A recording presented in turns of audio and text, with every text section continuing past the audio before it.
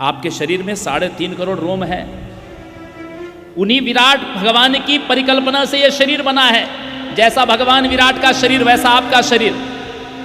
जैसे आपके शरीर में 3.5 करोड़ रोम है, ऐसे ही देवी भागवत के 9वें स्कंद में भगवान श्री कृष्ण ने महाविष्णु, जिनको हम महाविराट कहते हैं, उनके शरीर में ही अखिल ब्रह्मांडों की परिकल्पना की और कहा कि तुम्हारे प्रत्येक रोमकूप में ब्रह्मांड होंगे। प्रत्येक ब्रह्मांड में, हर ब्रह्मांड में तुम स्वयं क्षुद्र विराट विष्णु ब्रह्मा और रुद्र बन करके उस ब्रह्मांड के सृजन, पालन और संहार करता होंगे। अर्थात जो महाविष्णु है, जिनको हम महाविराट कहते हैं, उनके प्रत्येक रोम में ब्रह्मांड है। और उस अनुमान से हमारे शरीर में 3.5 करोड़ रोम होते हैं। 3.5 करोड़। इसी आधार पर सनातन धर्म यह कहता है कि इस अखिल जगत में जहां तक ये सृष्टि है, वहां पर यदि ब्रह्मांड है तो उनकी संख्या 3.5 करोड़ प्रकार के यूनिवर्स हैं। और आपको जानकर के आश्चर्य होगा, सारे ब्रह्मांड एक जैसे नहीं है। हमारे इस ब्रह्मांड का जो ब्रह्मा है वो चतुरानन है। पुराणों में तो यहां तक कह दिया गया कि किसी ब्रह्मांड में 10 मुख वाला ब्रह्मा भी है, किसी ब्रह्मांड में 100 मुख वाला ब्रह्मा भी है, किसी ब्रह्मांड में 1000 मुख वाला ब्रह्मा भी है। अनेक अनेक ब्रह्मांडों की परिकल्पना है। अनेक अनेक ब्रह्मांडों की परिकल्पना है। केवल एक ब्रह्मा नहीं, केवल एक क्षुद्र विराट विष्णु नहीं, केवल एक रुद्र नहीं, ये तो अनेक प्रकार से, यदि प्रत्येक ब्रह्मांड का भी यदि एक ब्रह्मा विष्णु और शिव रुद्र गिन ले हम लोग, तो उनकी भी संख्या 3.5 करोड़ हो जाती है। और इन सब का जो आधिपत्य करता है, इन सब का जो नेतृत्व करती है, इन सब का जो नेतृत्व करने वाला है, उनको हम महाविराट विष्णु कहते हैं, महाविष्णु कहते हैं, नारायण कहते हैं। और इन नारायण की भी जो जननी है, उन नारायण को भी जो जन्म देने वाली है, उनको हम जगत जननी कहते हैं। और उन नारायण को भगवती ने बस एक ही उपदेश किया है, एक ही उपदेश, जिसमें सारा भाव समाहित है, जिसमें सारी देवी भागवत समाहित हो गई। जानते हैं वो क्या वाक्य है? सर्वं खल्विदमेवाहं नान्यदस्ति सनातनम्।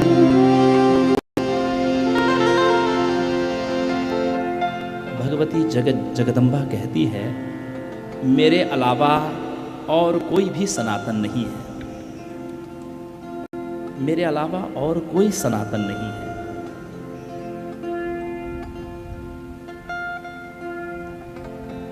ईसा मसीह ने कहा कि मैं परमात्मा का पुत्र हूं।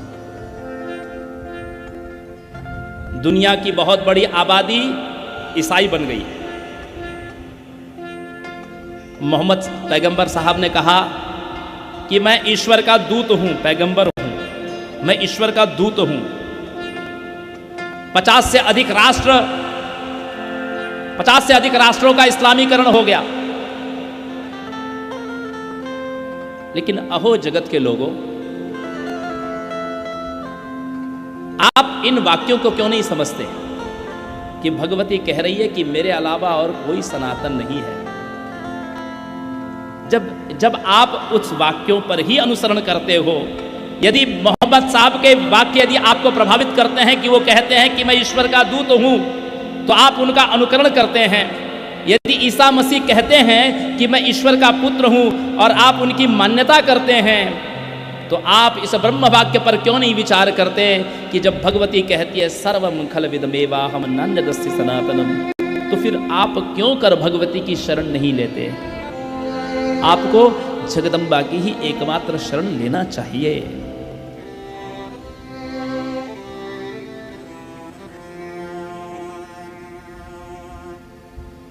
वो देवी कौन है, कैसा उसका स्वरूप है, क्या उसके कार्य हैं, उन विषयों को हम लोग कथा में जानेंगे।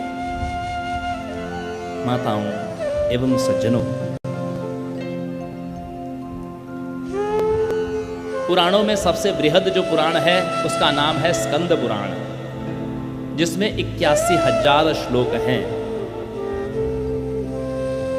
और इस स्कंद पुराण की महिमा यह है कि इसमें बाकी जितने पुराण हैं उन सबकी महिमा का गुणानुवाद किया गया है। 3-3, 4-4, 5-5 अध्याय में उन पुराणों की महिमा का गुणानुवाद किया गया है।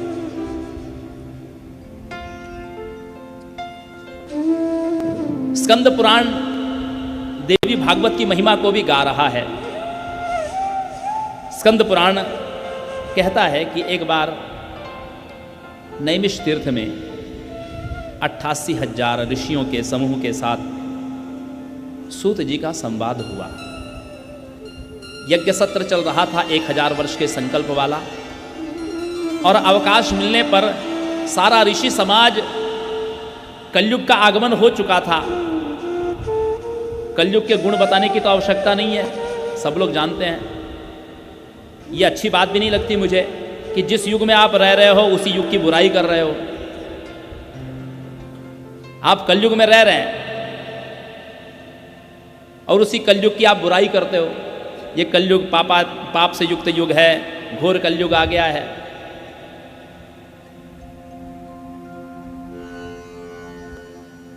इस कलयुग के आगमन पर संत समाज चिंता व्यक्त कर रहा है कि धर्म की रक्षा कैसे हो, क्योंकि संसार को जीवन जीने का जो मार्ग दिखाने वाला है वो है वेद। भगवान वेद व्यास जी ने विचार किया कि सतयुग में मनुष्य के पास 1,00,000 वर्ष की आयु थी, त्रेता में 10,000 वर्ष की आयु थी, द्वापर में 1,000 वर्ष की आयु थी, लेकिन कलयुग में मनुष्य के पास मात्र 100 वर्ष की आयु है। प्रथम चरण में तो 120 वर्ष की बताई गई है, लेकिन अब वो भी नहीं हो रही है। 120 वर्ष नहीं जी पा रहे लोग। तो जो धर्म के लिए ईश्वर प्राप्ति के जो उपाय बताए गए हैं उसमें तपस्या है, यज्ञ है, व्रत है, दान है, सत्य है, पवित्रता है। कलयुग में ये कोई भी लक्षण दिखाई नहीं देते। न तो लोग सत्यभाषी हैं, न तो पवित्रता है हमारे जीवन में। यज्ञ भी हम कर नहीं पाते क्योंकि उतना ज्ञान नहीं है, उतनी पवित्र सामग्री नहीं है। दान भी हम लोग नहीं कर पाते क्योंकि हमारी कमाई हमको ही पूरी नहीं पड़ती। इसलिए दान के जो नियम बताए गए हैं पुराणों में, वो पूरे दान भी कोई नहीं कर पा रहा आज के समय में। तो फिर वेद का अनुसरण कैसे हो? इसी विचार से भगवान वेद व्यास जी ने पुराणों की रचना की, जिसमें वेदों का सार है। जैसे समय समय पर संविधान में भी संशोधन करने की प्रक्रिया होती है। 1950 में जो संविधान लागू हुआ उसमें कालांतर में संशोधन करने की बात की जाती है, क्योंकि परिस्थितियां हर 10-20 वर्षों में बदलती है। ठीक उसी प्रकार वेद भी हमारा संविधान है। अच्छा, ऐसा तो नहीं है कि संविधान में कोई भी संशोधन करेगा। संविधान कहता है, हमारे राष्ट्र का संविधान कहता है कि जो सरकार 2/3 बहुमत से आएगी उसको ही अधिकार रहेगा उसमें संशोधन करने का। ठीक उसी प्रकार जो समर्थ ईश्वर होगा वही वेद के विषयों में संशोधन कर सकता है। ऐसे समर्थ कौन है? भगवान विष्णु के अवतार स्वरूप वेद व्यास जी। उन्होंने ही थोड़ा थोड़ा संशोधन करके कलयुग में और भी कुछ उपाय निकाल दिए। आपको जानकर के बड़ा आश्चर्य होगा माताओं सज्जनों कि ये पुराण कथा सुनने से किसी की मुक्ति हो रही हो, ये सतयुग, त्रेता और द्वापर में नियम नहीं था। सतयुग, त्रेता और द्वापर युग में कथा सुनने से किसी की मुक्ति नहीं होती थी। सतयुग में तपस्या है, त्रेता में यज्ञ है, द्वापर में व्रत है, लेकिन कलयुग में केवल भगवत नाम है, भगवत कथा है।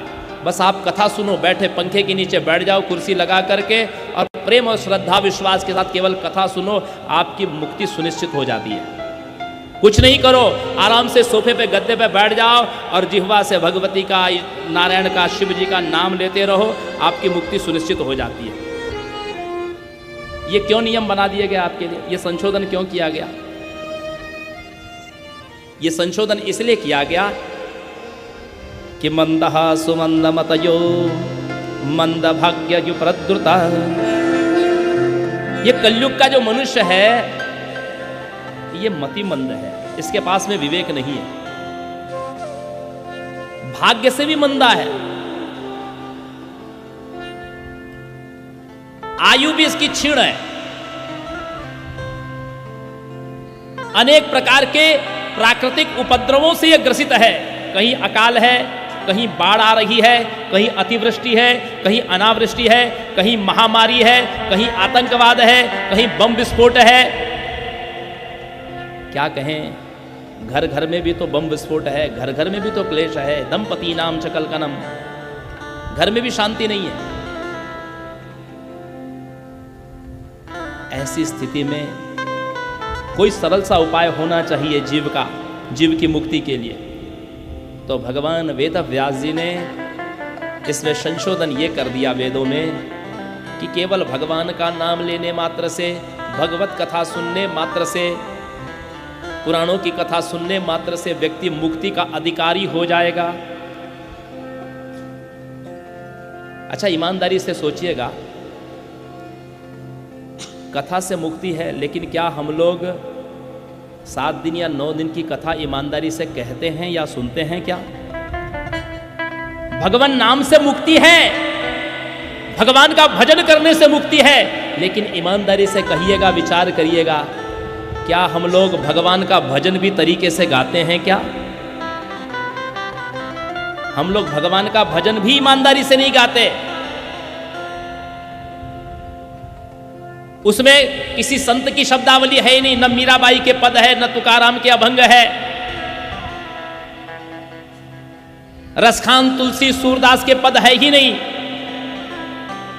उसकी जगह अभी कल्पित गीतों ने, भजनों ने ले लिया है, जिनको भजन भी कहना उचित नहीं। न तो अब कथा ईमानदारी से हो रही है, न तो भजन ईमानदारी से हो रहे हैं।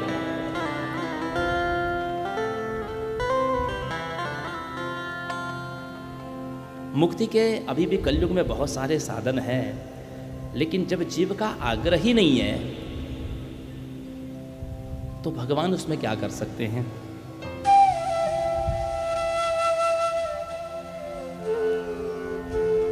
भगवान तो कहते हैं, मैंने मानव जन्म तुझको हीरा दिया,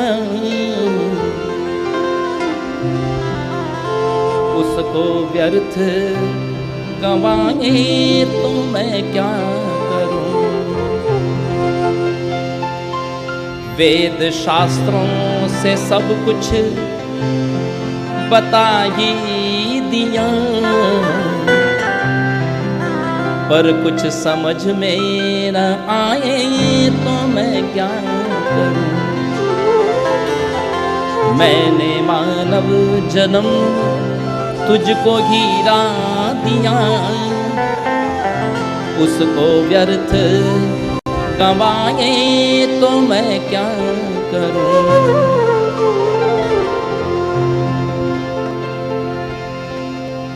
ईश्वर ने मुक्ति इतनी सरल कर दी है कलयुग में, बहुत सहज भाव से व्यक्ति मुक्ति को प्राप्त कर सकता है। लेकिन जानते हैं, अविश्वास, शास्त्रों के प्रति आपका अविश्वास और मुक्ति के प्रति आपका आग्रह नहीं है,